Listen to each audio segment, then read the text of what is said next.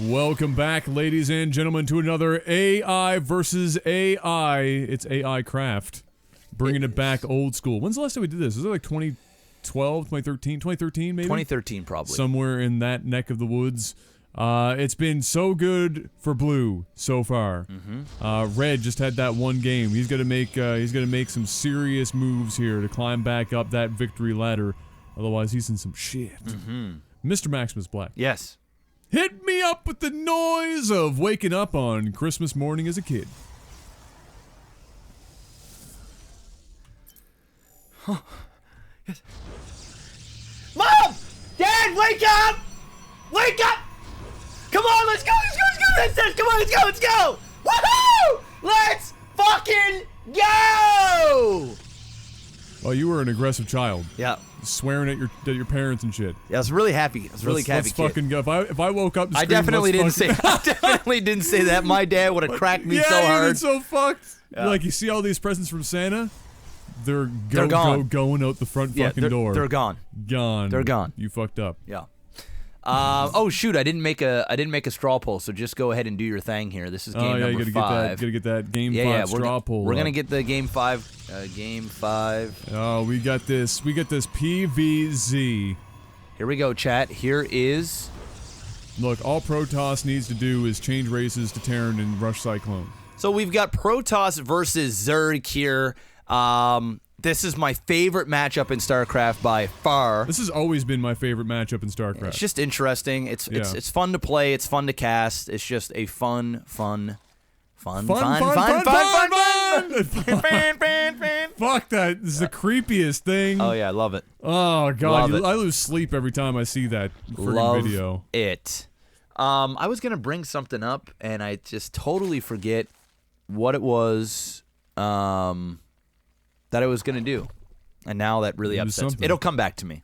It'll come back to me. You know what I saw the other day? Somebody posted, I think it was like, forever ago when StarCraft II was still in its infancy as an esport, and it was when Liquid Jinro was like the first foreigner to ever crack the top 4 over in Korea. Okay. And I watched that match, and it was like StarCraft II was like barely still fucking, or just getting started.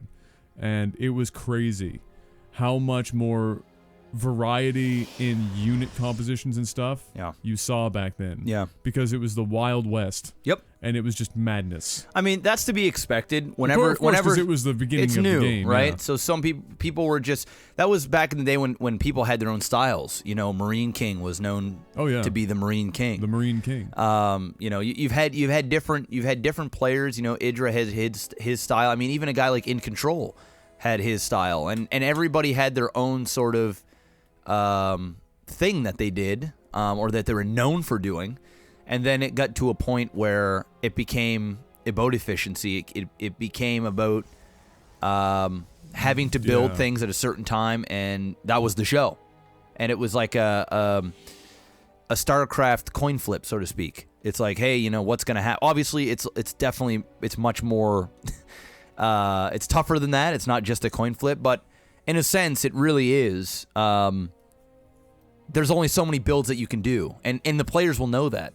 Oh, of course. You know, okay, what 3 builds can this guy possibly do right now? What's going to give me the best chances of victory right now? It's like a speed run of rock, paper, scissors. Yep. It was a pretty fun match to watch for sure. It was good times. Oh, StarCraft in general was just, I mean, StarCraft is still fun to watch. I really do enjoy watching. I do tune in when I'm not streaming, or if there's a really good game that's posted on Reddit, I'll definitely check it out. I do appreciate some good StarCraft because I love the game. I just love it. I mean, that's just the way it is. But it is no denying, obviously evident by the amount of eyes on StarCraft. It doesn't matter how many great, there could be 5 different League of Legends out there, like in terms of scale. And if StarCraft was still as entertaining and is still as diverse as it was back in 2012, no. I mean, people would still watch StarCraft. Well, yeah. Because it is designed to be a spectator sport or esport. It's not really a game that is for casual players. It is a game that we just awe at the pros or try and be like them. Even when it comes down to using their builds and everything. It's all about that. If the game was as exciting as it was back then, in terms of being an individual, being able to do your own things to an extent, I mean, you couldn't do crazy out of the norm things, but there was some level of creativity. Then I think no matter how big other esports got, I think people would always still appreciate and watch StarCraft because of just that, on how exciting it really is. Yeah. You know what I would like to see Blizzard do with this, since it now, like, the spotlight isn't so hardly, or harshly, shining on SC2 as an esport.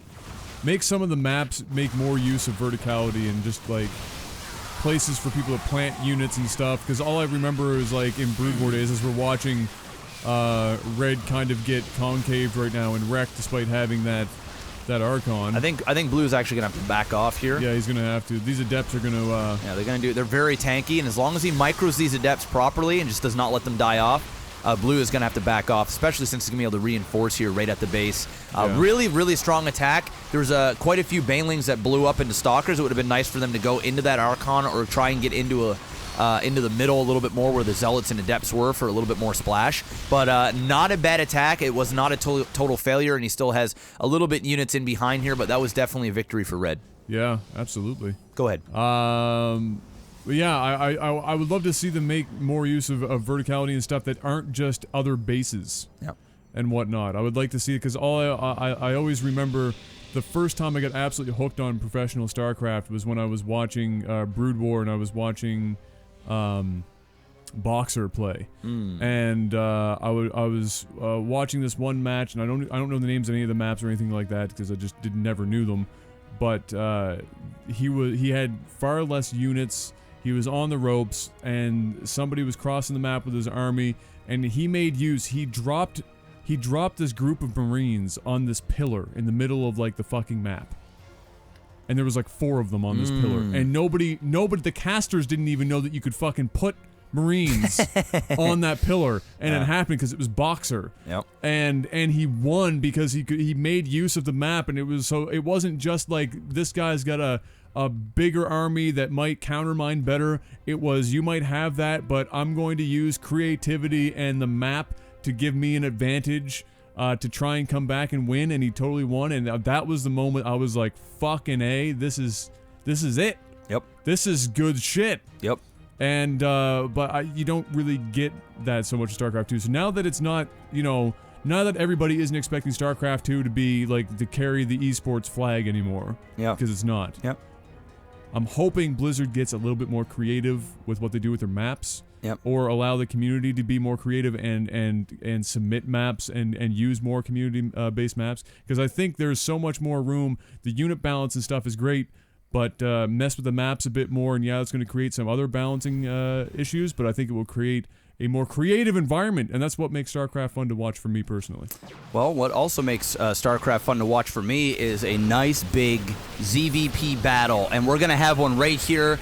Decent little fungal in the middle, but still has a couple of infestors there with some energy to do some more, but not a whole lot has happened. The Zerg is going to get the upper hand here. He's going to have to focus down this Immortal. One big storm possible, and he ends up feedbacking the goddamn freaking infestor. Why? Why would you do that?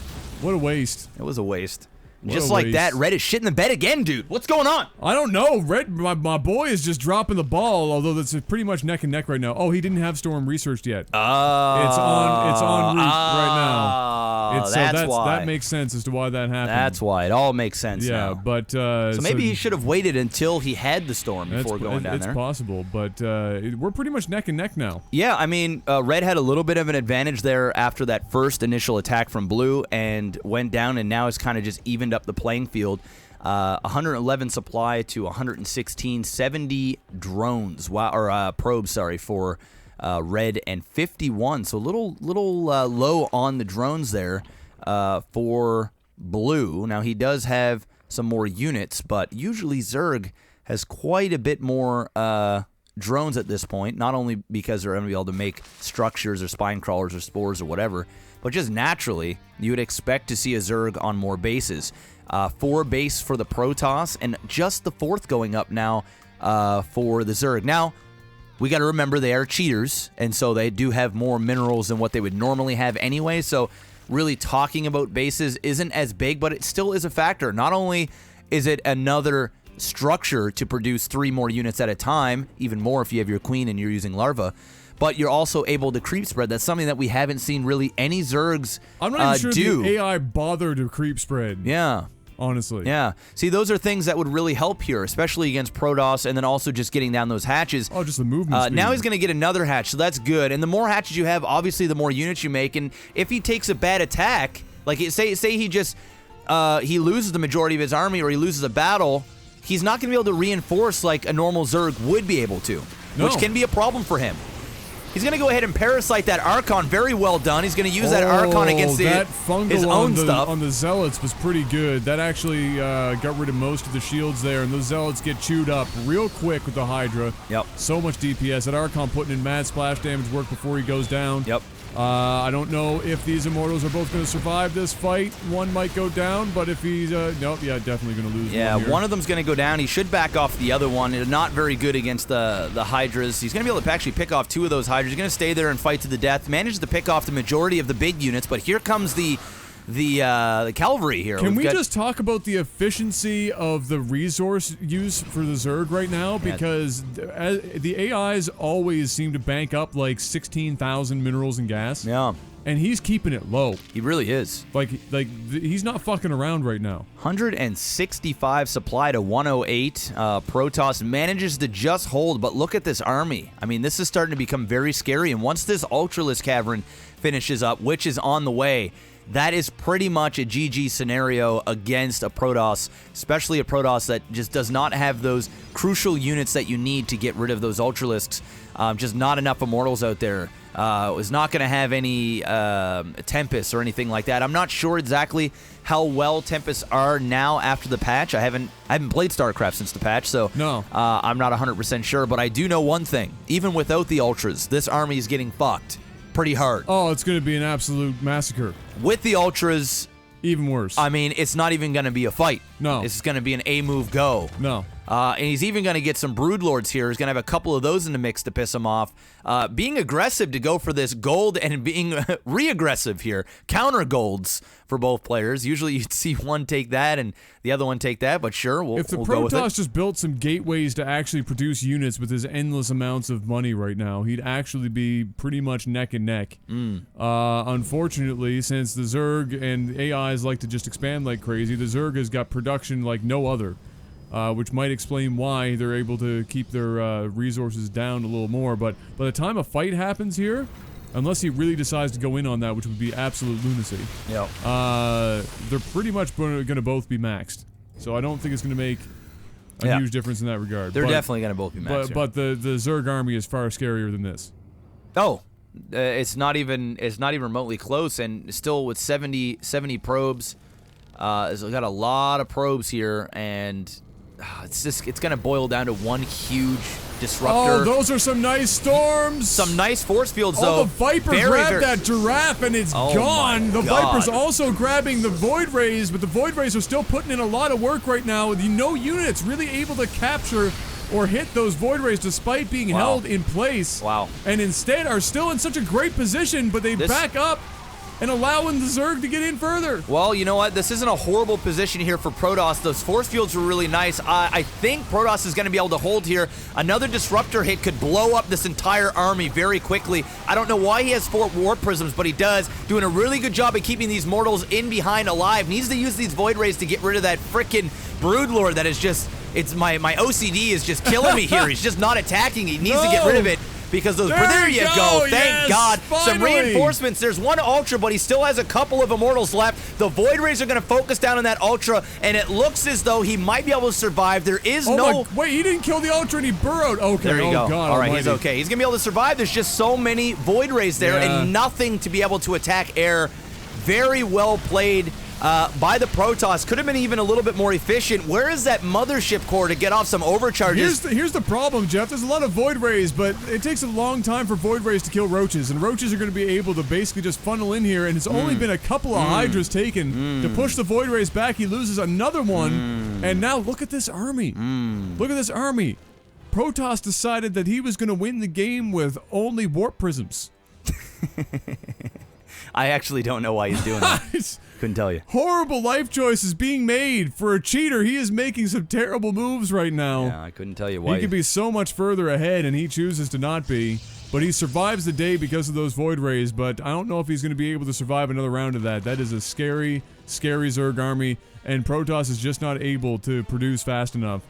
He's just lucky that Zerg isn't just streaming this in right now. I mean, I would love to see these War Prisms kind of spread out all over the map and just doing some multi-prong attacks. It's exactly what you have to do at this point as Protoss versus Zerg. You just cannot let them start to max up those Ultralisks.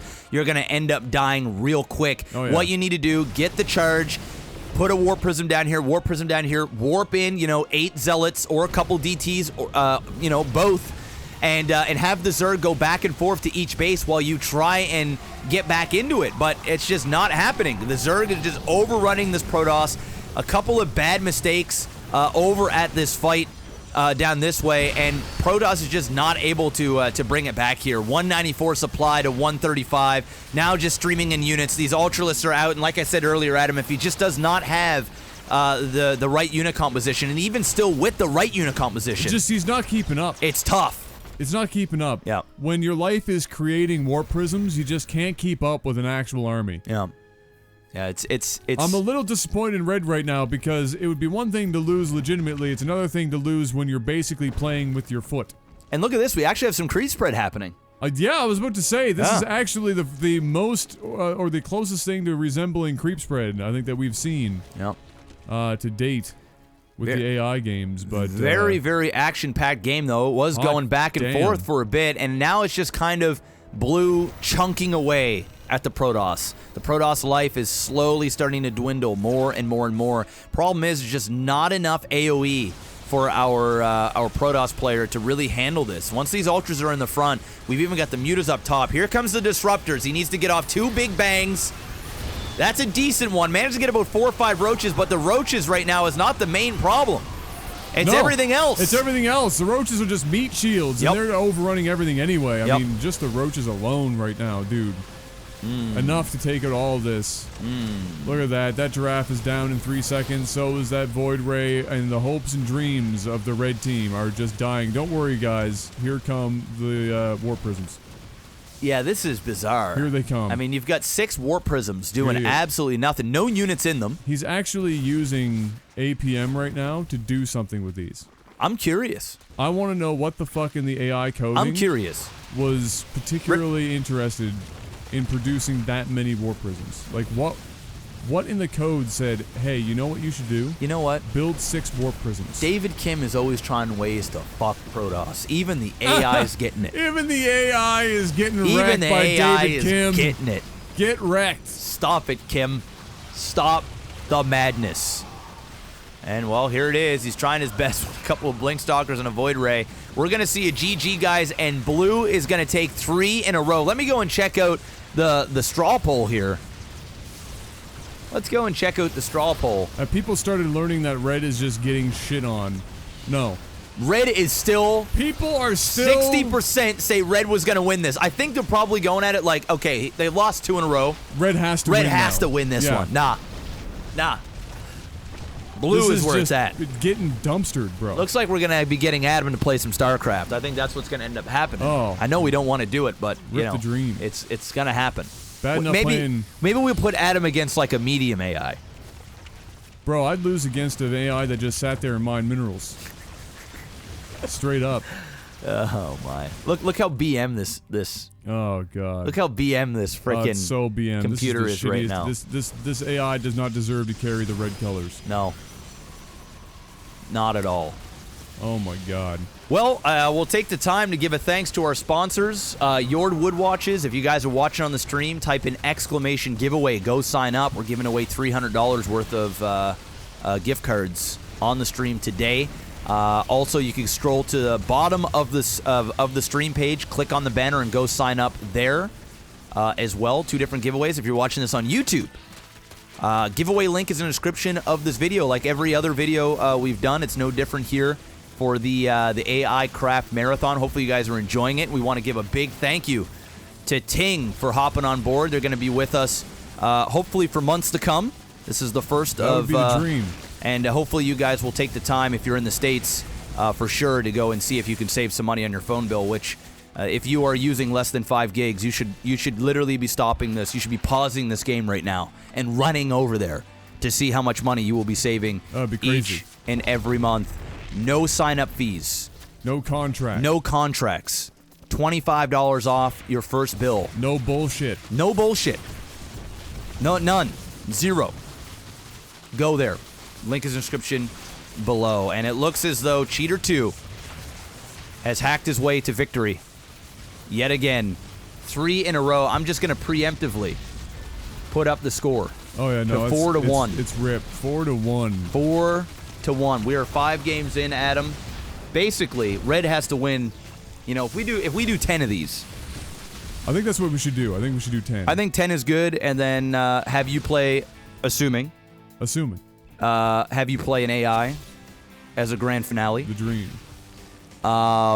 Yeah. So I think we're actually going to call it right there. I mean, it's GG. No, that's game over. It's definitely game over. Absolutely game over. I know we didn't say GG, but it's I'm saying GG. I'm saying for him. GG. Oh yeah, I'm dropping the hammer It's GG. on that one. Oh, yeah, absolutely rip. But yeah, we're gonna be back right after this, guys. And yeah, don't go anywhere. Sit Tizity. There are a few options if you're looking for a phone to use with Ting.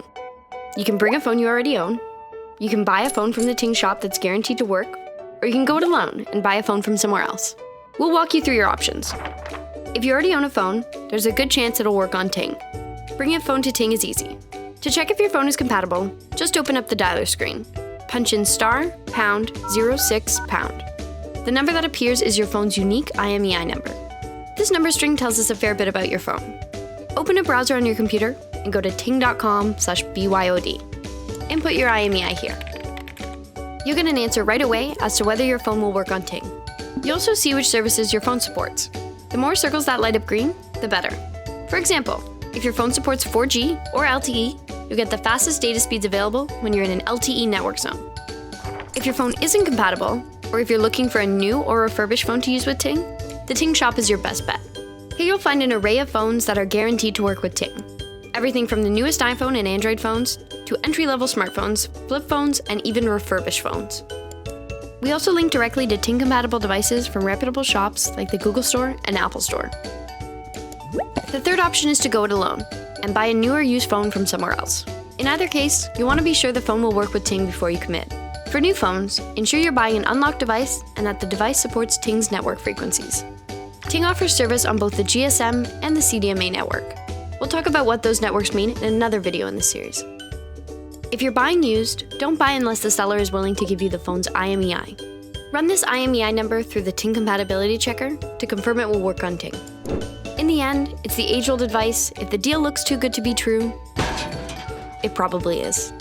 When in doubt, give us a call at 1-855-846-4389 and talk through your options with a real person.